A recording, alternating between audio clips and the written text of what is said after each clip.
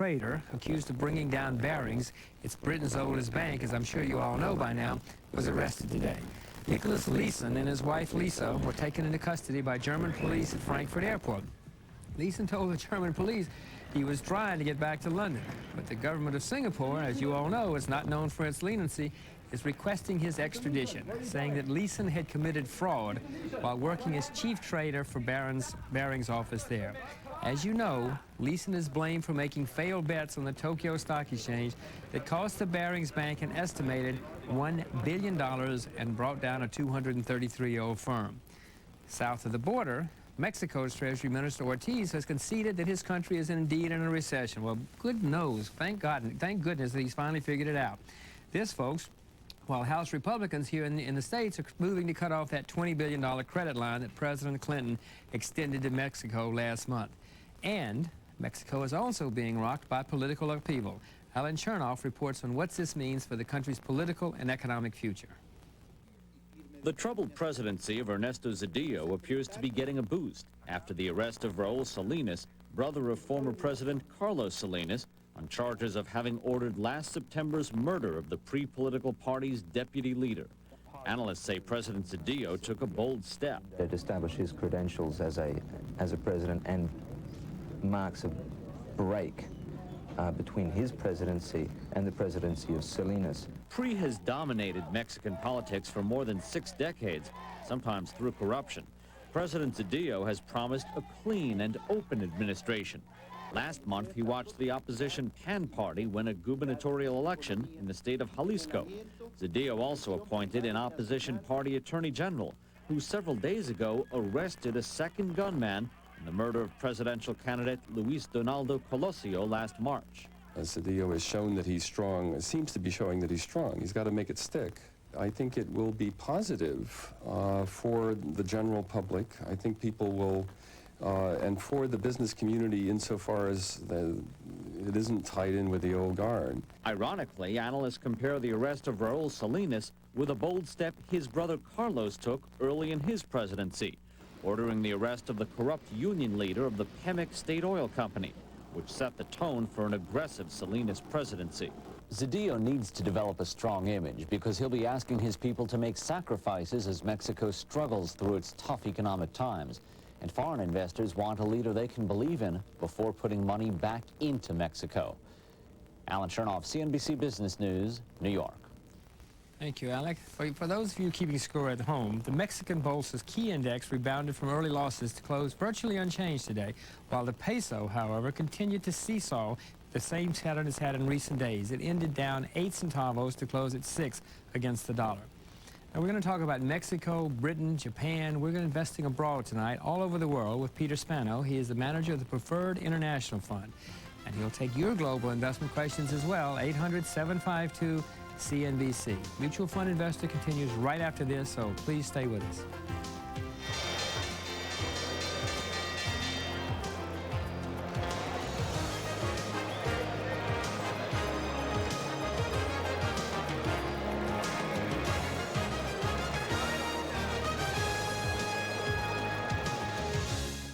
This program is sponsored by the Berger Funds. I'm Bill Berger, a father and a grandfather, and I know kids have big dreams. As a parent, you want to help your children reach their dreams. But with college costs being what they are, the only way to make dreams possible for tomorrow is if you start to save today. The Berger Funds make it easy for you to get going, with low minimums of $250 to start, $50 thereafter. Choose between 3 no-load funds, the Berger 100, the Berger 101, and the Berger Small Company Growth Fund. For over 20 years, the Berger Funds have helped investors reach for their dreams. As a shareholder and director, I urge you to learn more. So call 800-333-1001 for a free investment fact kit and prospectus. After all, kids will always have big dreams, and the Berger Funds would like to help you make them come true. It's time to get live on Prodigy. Kevin Clark, personal investor. I learned a long time ago. As an investor, you've got to have good information to stay ahead. Reading tips and forecasts of different Wall Street analysts, it's a great way to get new investing ideas. The more you know, the bigger your advantage. But nobody's got enough time or money to go sifting through all those newsletters and services. Luckily, Prodigy has Wall Street Edge. It's an executive summary of tips, forecasts, and ideas from over 300 leading newsletters. Everything I need, all in one place. The topics always stay current because Wall Street Edge is updated every morning, hours before opening bell. Gives me plenty of time to analyze the market and come up with a winning strategy of my own. Any investor can profit from having Prodigy on his side. Invest a couple of minutes in a call to 1-800-862-5500 today for free software and 10 free hours your first month. Tonight on Posner-Donahue, it's the 11th hour for the Balanced Budget Amendment. Does the final debate rest on what's right for America or what's right for Republicans? One of the last holdouts, Senator Kent Conrad, speaks out live from our studios tonight on Posner-Donahue. Up next, more great vacation bargains you can't afford to miss. Renowned travel expert Arthur Fromer continues his money-saving series with great deals on rental cars around the world. That's up next on Money Tonight. Tonight, it's never politics as usual on Equal Time with Mary Matalin and exciting guests.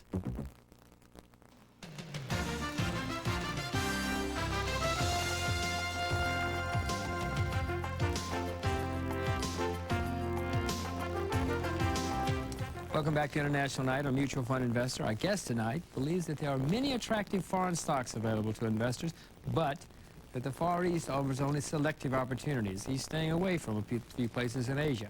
He's Peter Spano. He's the managing director of Mercator Asset Management and the manager of the Preferred International Fund.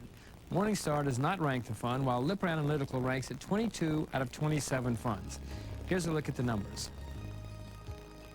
Shares of the Preferred International Fund were first offered in 1992. Total assets of the fund right now are $105.2 million. 93% of assets are in stocks, with the remaining 7% in cash. Year to date, the fund is down 2%. The comparable Lipper index is down almost 5%. In the past 12 months, the fund has been at about negative 5.5%, while the Lipper index was at negative 9%. Since its inception, Preferred International was performing at a little over 7%, with the Lipper index at about 8.25%. First-time investors can start with a minimum of $1,000, and there are no sales charges. $10,000 invested since inception is worth $12,305 today. This includes reinvested dividends. Among the top 5 holdings are Norsk Skogen, International Nederlander, KNPBT, Ciba-Geigy, and Electrolux. Joining us now is Peter Spano. He's the manager of the Preferred International Fund. Welcome to meet a mutual fund investor, Peter. It's nice to see you. Nice to be here, Jim. I noticed your top 5 holdings, and I must say I'm delighted that I've not sold any of them short. Sometimes we have managers here that I've short what they own, and it makes it very difficult for me. Tell me, why are you negative on Asia? I think we're not necessarily negative on Asia as a whole. We have nothing in Japan, and of course that's the largest market in the EFA index, and certainly the largest by far in the Far East. And that's strictly a question of valuation. We cannot identify through our valuation methodology stocks that are attractive in the Japanese market. It's a market that's selling at a very high PE level, close to 90, based on 94 earnings. The price-to-cash flow ratio has come down, but it is still significantly higher than the stocks that we own in our portfolio. Clearly, the price-to-book is a little more attractive than it was a number of years ago. The yield is a bit anemic. And I think the problem we have looking forward is we're hard-pressed to find good growth going forward in that particular market, in spite of the fact that it is emerging slowly but surely from recession. And the rest of Asia? I mean, we hear that they're growing out there. They work very hard. They save and invest.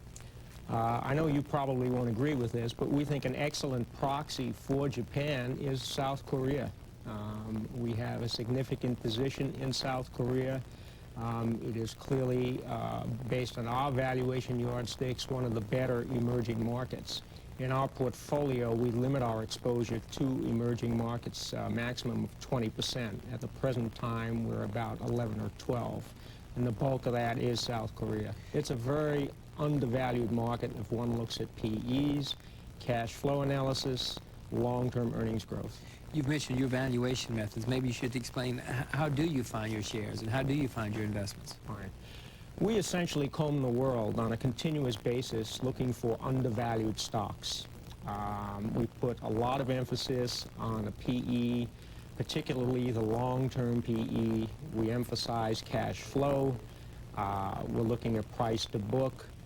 One of the characteristics of our portfolio is it has a relatively high yield relative to the average foreign stock.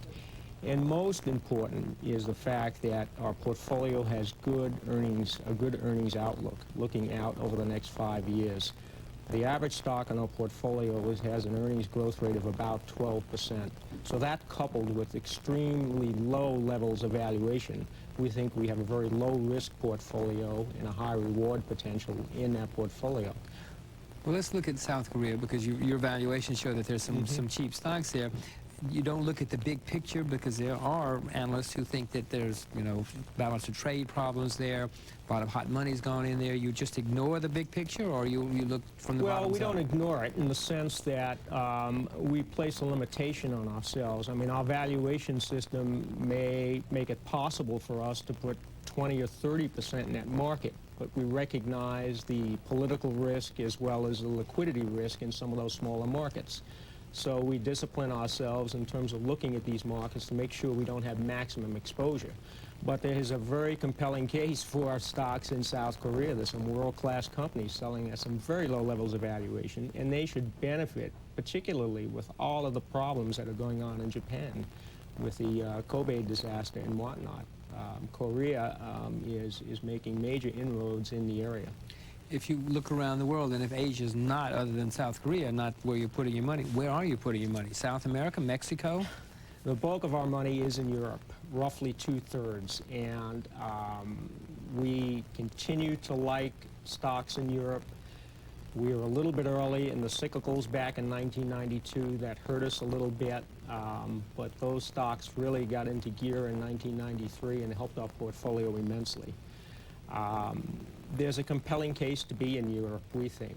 There's a lot of rationalization that's gone on in many of the companies over the last few years, and there's a long way to go. They're not as far along as the U.S. in terms of cost cutting, getting the head counts down, improving on margins. There's still a long way to go there, and we feel at present levels there's good opportunity if one looks at valuation and earnings growth over the next few years.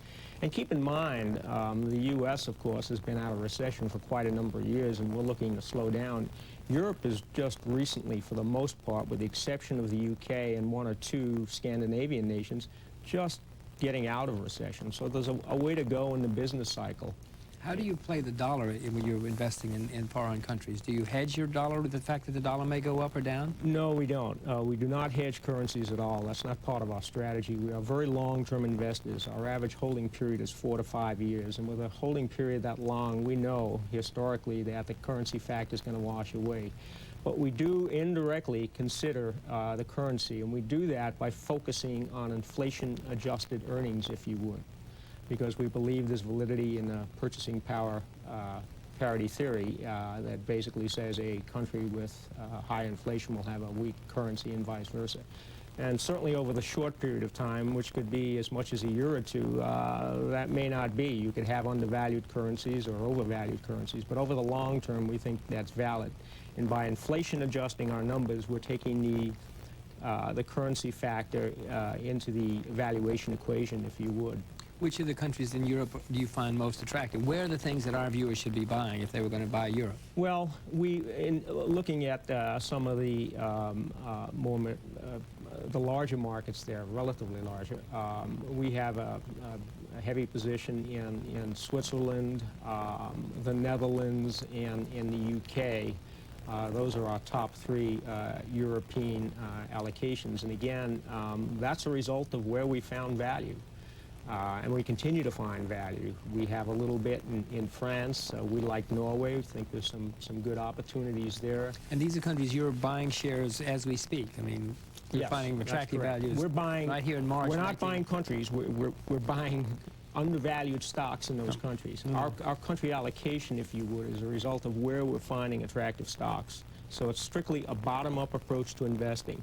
And we superimpose on that to make sure we're adequately diversified to reduce our risk. We want to make sure that we're diversified amongst many countries. Present time, the portfolio is invested in 16 different countries and 30 different industries. I know a lot of our viewers have Mexican shares still. Do you have a view on Mexico? Yes, we do. Our Mexican position has gotten a bit smaller since December 20th. Surprise, surprise. I mean, is that because you sold, or that because they No, that's not because we sold.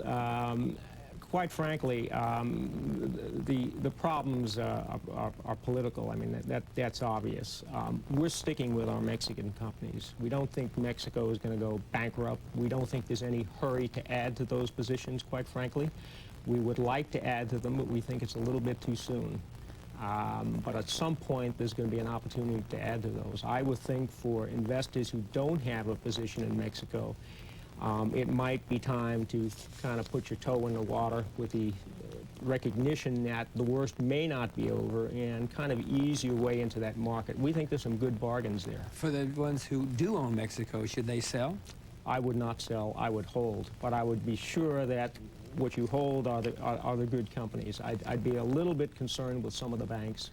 Okay, folks, now it's your turn to ask Peter Spano your global questions about investing anywhere in the world. You pick it and he'll answer the questions. Just call 1-800-752-CNBC. You're watching Mutual Fund Investor on CNBC. We'll be right back.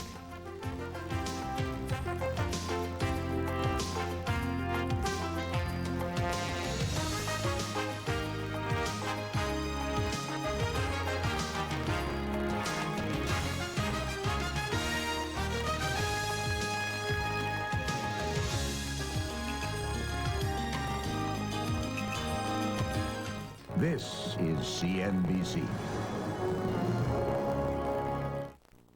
Mutual Fund Investor, sponsored by Capital Growth Management, managers of the CGM family of no-load funds.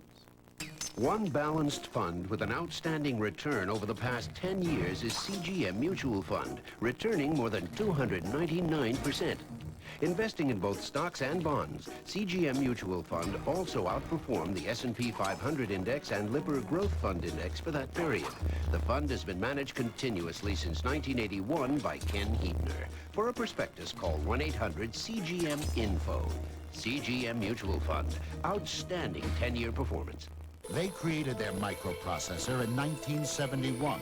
And the faster their chips have performed, the faster their company has grown. Today, the Intel design is the brains behind 2/3 of the world's PCs. By the 21st century, Intel expects their chip to execute 2 billion instructions in 1 second. Where do you find such fast-thinking companies? Actually, there's a list of them printed every day. NASDAQ, the stock market for the next 100 years. George Brown here. Just want you to know about the cut rates at Brown & Company, the deep discount broker.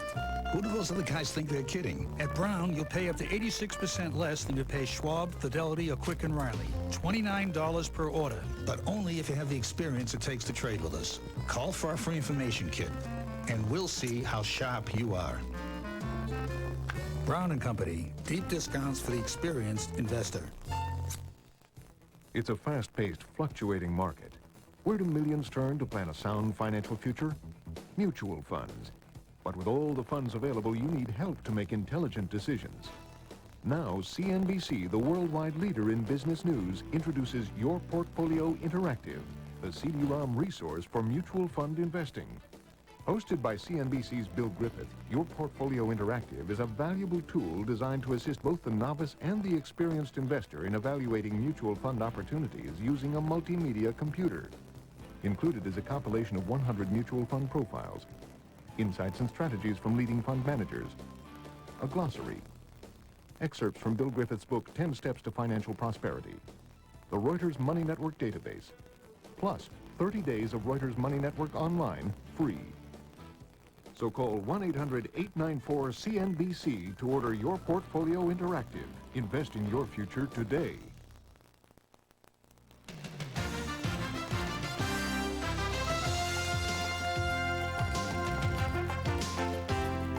We're back talking with Peter Spano. He's the manager of the Preferred International Fund, and we're taking your calls, as you can imagine.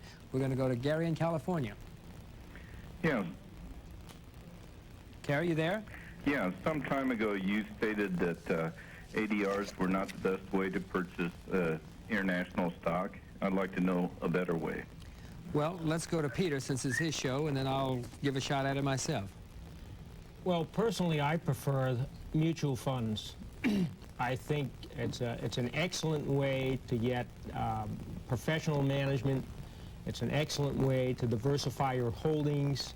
And I think it's extremely important, particularly in the foreign markets, to be well diversified. ADRs are available, obviously, on the New York Stock Exchange. Some of them are attractive, but I think for most investors, particularly in the foreign markets where perhaps there isn't a necessary expertise, that the mutual fund is the best way to go, a well-diversified international fund. Well, Peter, part of what I have maintained on several occasions, several places, is that if you're going to buy foreign stocks, it's better to buy the stock itself rather than to buy the ADR. I think that's what the caller is addressing. Do you have a view? I would generally agree with that. Right. Yes.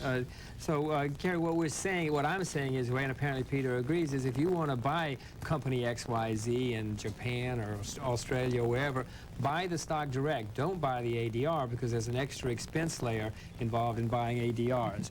And likewise when you get the commissions as well. Let's go to Mike in Ohio. Hello? Mike, you there? Yes. So question for the guest. I'd like to know, I'm 35 years old and I've been investing in a Latin American fund for the last 2 years.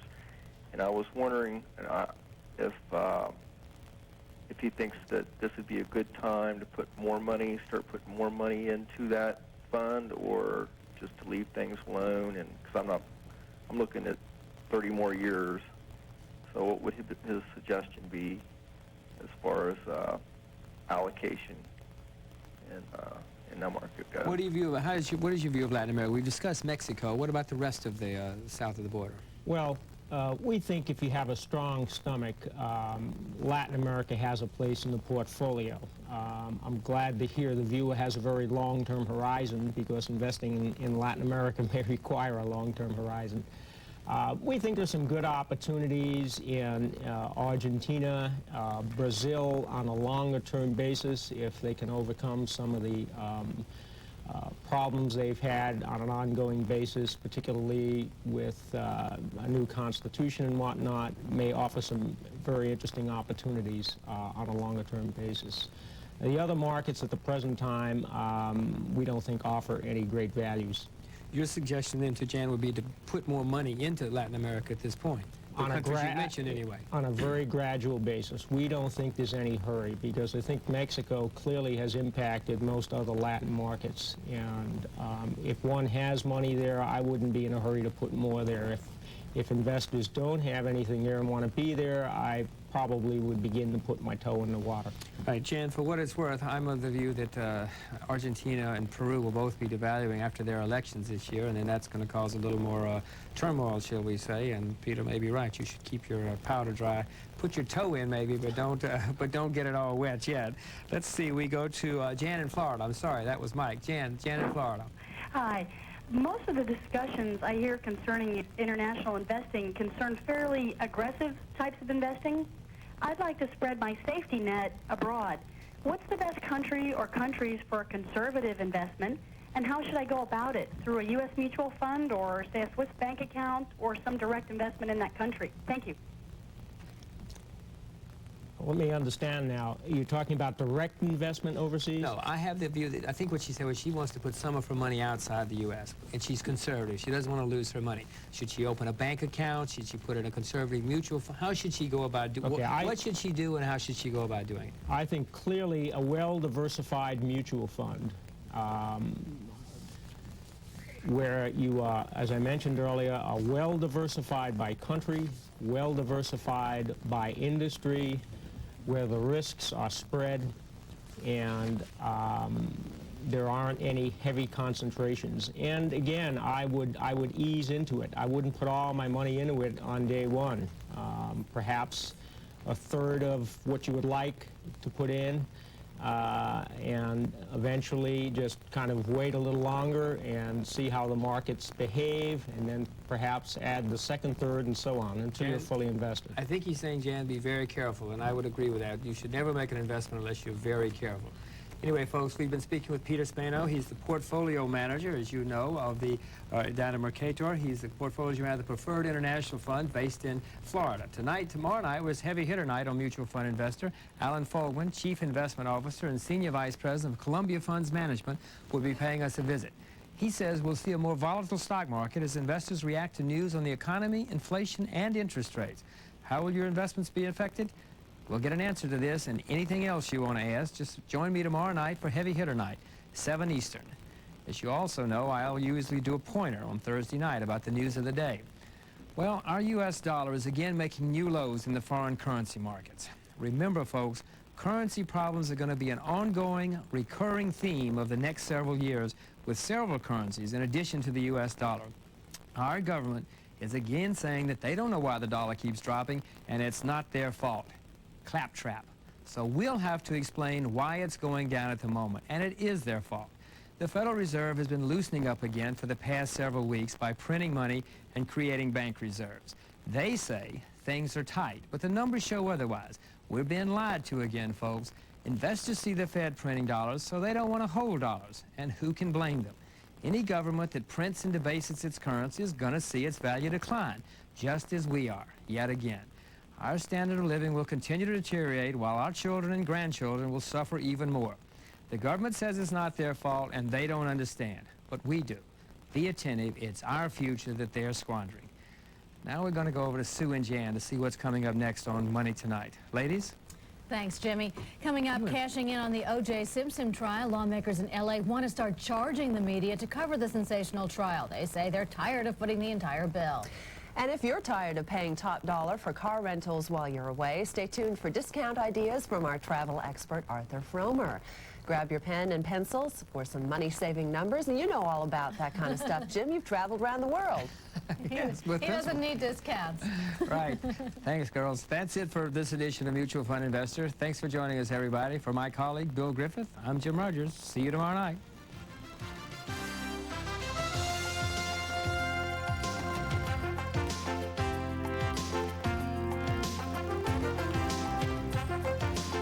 If you wish to purchase a copy of the preceding program, please send $5 for a transcript or $19.95 plus $3.50 shipping and handling for a videotape, along with name, air date, and subject of the program to Burrell's, Post Office Box 7, Livingston, New Jersey, 07039.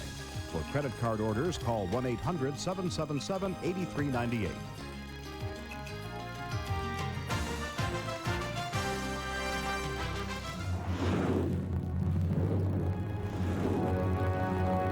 This is CNBC. Now, mutual fund investors can explore the growth potential of today's real estate market. Introducing CGM Realty Fund. Managed by Ken Huebner, CGM Realty Fund seeks the above-average current income and long-term growth that real estate may offer. Call 1-800-CGM-REIT for a prospectus. CGM Realty Fund, the new real estate opportunity for mutual fund investors.